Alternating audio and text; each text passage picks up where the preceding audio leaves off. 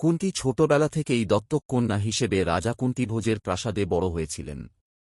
সেবায় নিপুণ হওয়ায় একদিন কটু স্বভাব দুর্বাসা ঋষি এতটাই খুশি হন যে বিদায় নেওয়ার সময় তিনি কুন্তীকে একটি অসাধারণ বরদান করেন।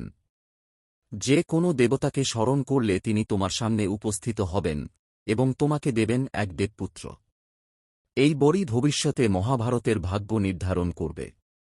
কিশোরী কুন্তী বরটা পরীক্ষা করার জন্য সূর্যদেবকে ডাকলেন। সূর্যদেব বাস্তবেই উপস্থিত হয়ে তাকে এক প্রতাপশালী পুত্র দান করলেন। জন্ম নিলেন কর্ণ। জন্ম থেকেই তিনি কবচকুণ্ডল পরা, উজ্জ্বল ও দেবসম। কিন্তু অবিবাহিতা কুন্তী লজ্জায় ও সমাজের ভয়ে শিশুকে রাখতে পারলেন না।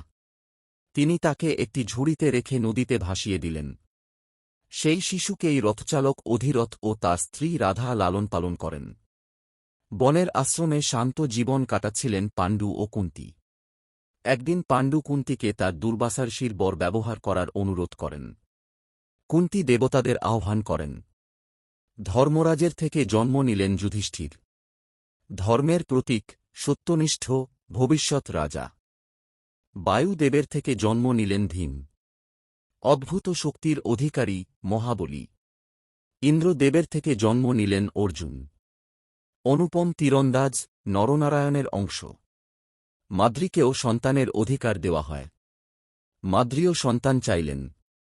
কুন্তী তার বর ভাগ করে দিলেন।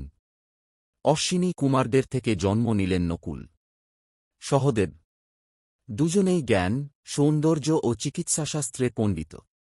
এভাবেই জন্ম নিলেন ৫ পাণ্ডব: যুধিষ্ঠির, ভীম, অর্জুন, নকুল, সহদেব।